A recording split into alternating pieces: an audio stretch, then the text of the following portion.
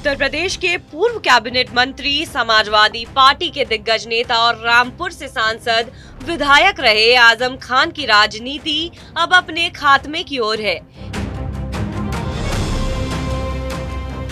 Hate speech के मामले में दोषी पाए गए आजम खान को 3 साल की सजा हो गई है।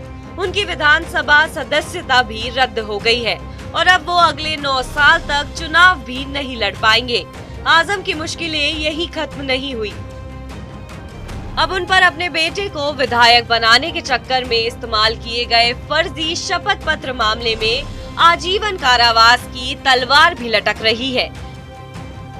बेटे को विधायक बनाने की जद्दोजहद में उसकी उम्र बढ़ाने के लिए फर्जी शपथ पत्र का सहारा आजम और उनके परिवार को महंगा पड़ सकता है। प्रमाण पत्र के लिए कूटर चना और उसकी साजिश करने के आरोप में नामजद आजम खान और उनकी पत्नी ऐसे आरोपों में फंसे हैं जिनमें आजीवन कारावास या फिर 10 वर्ष तक की सजा का प्रावधान है। दरअसल आजम खान के बेटे अब्दुल्ला आजम ने साल 2017 में स्वार विधानसभा से चुनाव लड़ा। तब वो 25 साल के नहीं थे। इसको लेकर भाजपा नेता आकाश सक्सेना ने थाना गंज रामपुर में रिपोर्ट दर्ज कराई थी।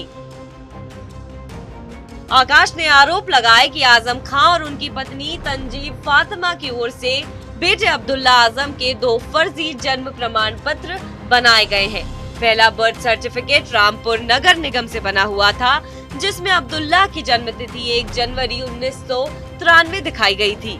इस हिसाब से वे साल 2017 में विधानसभा का चुनाव लड़ने के लायक नहीं थे।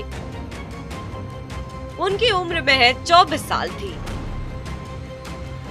इस फर्जी जन्मतिथि के मामले में चल रहा है आपराधिक मुकदमा। आरोप है कि अब्दुल्ला वर्ष 2017 का चुनाव लड़ सके, लिहाजा आजम खान ने अपने पद और रसूख का फायदा उठाते हुए लखनऊ नगर निगम से वर्ष 2015 में सपा सरकार के दौरान एक फर्जी जन्म प्रमाण पत्र तैयार करवाया।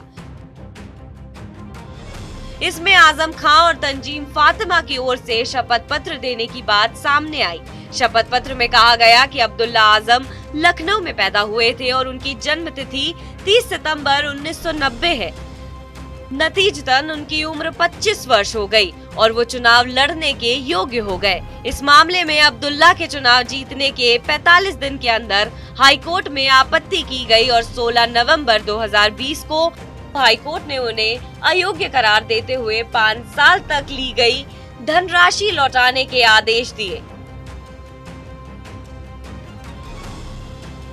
अब इस मामले में रामपुर की एमपी एमएलए कोर्ट में आपराधिक मामले में सुनवाई हो रही है। यह अपराध आईपीसी की धारा 420, 467, 478, 471, 120 बी के तहत मुकदमे की सुनवाई हो रही है। आईपीसी की धारा 467 में जो अपराध बनता है उसमें अधिकतम आजीवन कारावास या फिर 10 वर्ष की सजा का प्रावधान है। एमपी एमएलए कोर्ट में अगर आरोप सिद्ध हो गए तो अभियुक्तों को आजीवन कारावास तक की सजा हो सकती है। इस मामले में अब सिर्फ 3 गवाहियां होनी बाकी है। अगर जल्द फैसला आया तो आजम खान, अब्दुल्ला आजम और उनके परिवार की मुसीबत और बढ़ सकती है। इस मामले में आजम खान हाई कोर्ट और सुप्रीम कोर्ट गए थे कि इस एफआईआर को खारिज कर दिया जाए, लेकिन दोनों जगह उनकी याचिका खारिज कर दी गई।